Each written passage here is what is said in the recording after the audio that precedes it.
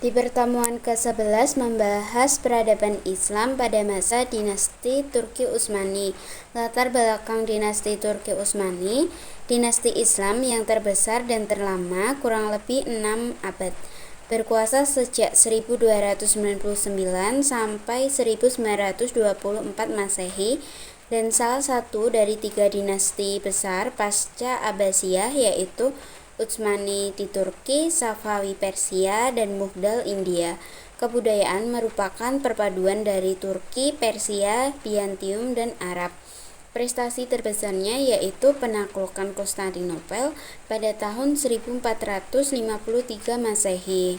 Berdirinya dan awal perkembangannya yaitu berasal dari bangsa Turki suku Oghuz, masuk Islam sekitar abad ke-9 sampai 10 Masehi, dipimpin oleh Ertugrul, kemudian dilanjutkan oleh Utsman. Tahun 1300 Masehi, Utsman menyatakan kemerdekaan dan ibu kota pertama yaitu di Bursa.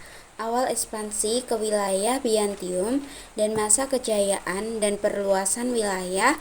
Tokoh-tokoh penting yaitu Sultan Muhammad Al-Fatih, Sultan Salim I, Sultan Sulaiman Al-Kanuni, dan wilayah kekuasaannya meliputi Asia, diantaranya Anatolia, Syam, Irak, Hijaz, dan Yaman, dan di Afrika diantaranya Mesir, Libya, Tunisia, dan Aljazair, dan Eropa diantaranya Balkan, Hongaria, dan Yunani.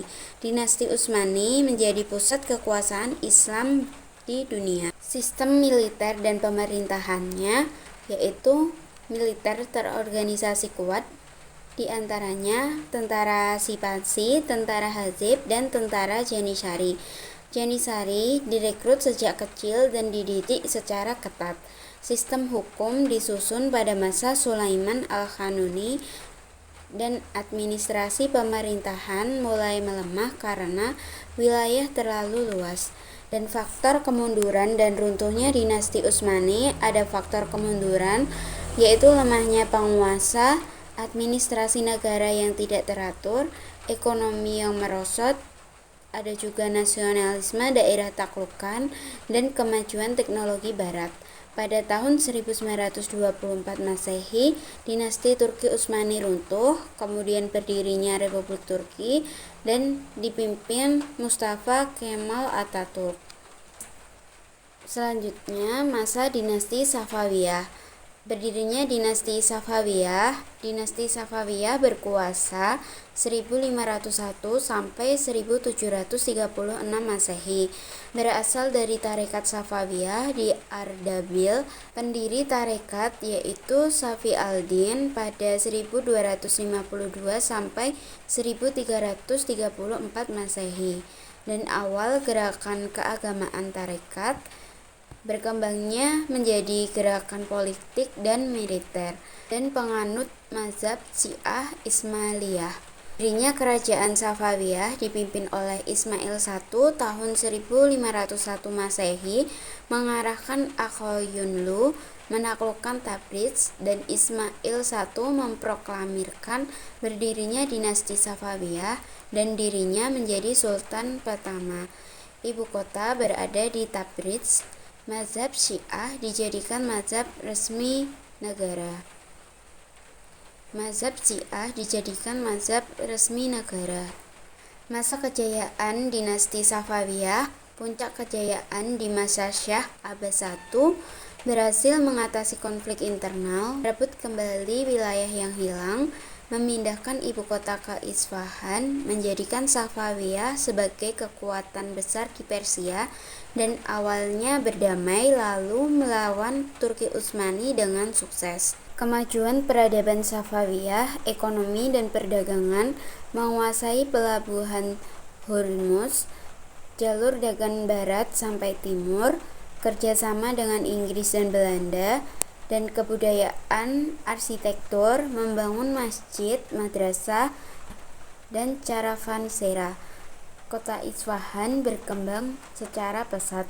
Kemudian ilmu pengetahuan, pusat kajian Syiah di Isfahan, perkembangan filsafat Isyrahi dan peripatetik. Kemunduran dan runtuhnya dinasti Safawiyah. Faktor kemundurannya yaitu konflik berkepanjangan dengan Turki Utsmani, lemahnya sultan-sultan penerus, konflik internal istana, dan dekadensi moral penguasa. Pada tahun 1736 Masehi, Nadir Khan menggulingkan Abbas III dan dinasti Safawiyah resmi berakhir. Selanjutnya yaitu masa dinasti Mughal.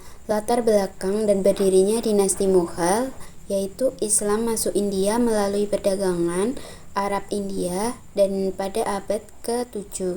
Ekspansi Islam sejak dinasti Umayyah dan Ghaznawiyah. Dinasti Mughal berdiri pada 1526 sampai 1858 Masehi dan pendirinya yaitu Jahiruddin Babur. Ibu kotanya berada di Delhi. Babur adalah keturunan Timur Leng. Awal kekuasaan dinasti Mughal yaitu Babur mengalahkan Sultan Ibrahim Lodi, pertempuran Panipat, berakhirnya Kesultanan Delhi. Babur wafat pada 1530 Masehi dan digantikan oleh Sultan Humayun. Masa awal penuh konflik dan ketidakstabilan. Masa kejayaan dinasti Mughal, Sultan-sultan besar yaitu Akbar I, Jahangir, Shah Jahan, Aurangzeb. India menjadi negara adikuasa, politik sulhul, toleransi universal, militer kuat dan wilayahnya luas. Ekonomi dunia dikuasai oleh India Mughal. Kemajuan peradaban Mughal yaitu sosial dan politik, penghapusan sistem kasta, kesetaraan akses ekonomi dan jabatan, hukum Islam yaitu larangan judi, minuman keras, dan sati, peningkatan martabat perempuan, dan ekonomi dan budayanya, pertanian dan perdagangan global, seni sastra dan sejarah berkembang.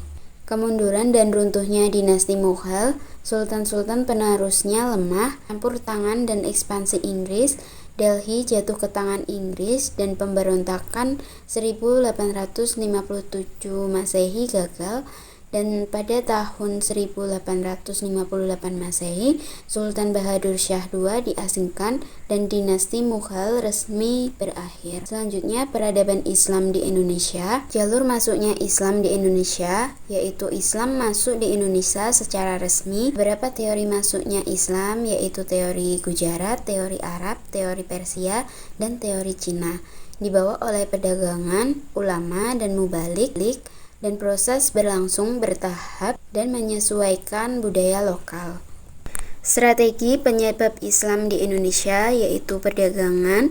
Pedagang muslim menyebarkan Islam sambil berdagang dan melalui perkawinan, pernikahan pedagang muslim dengan penduduk lokal, dengan pendidikan pesantren Dayak Aceh, Surau di Minangkabau, dan kesenian dan budaya, wayang sastra, tradisi lokal, dan peran besar Wali Songo.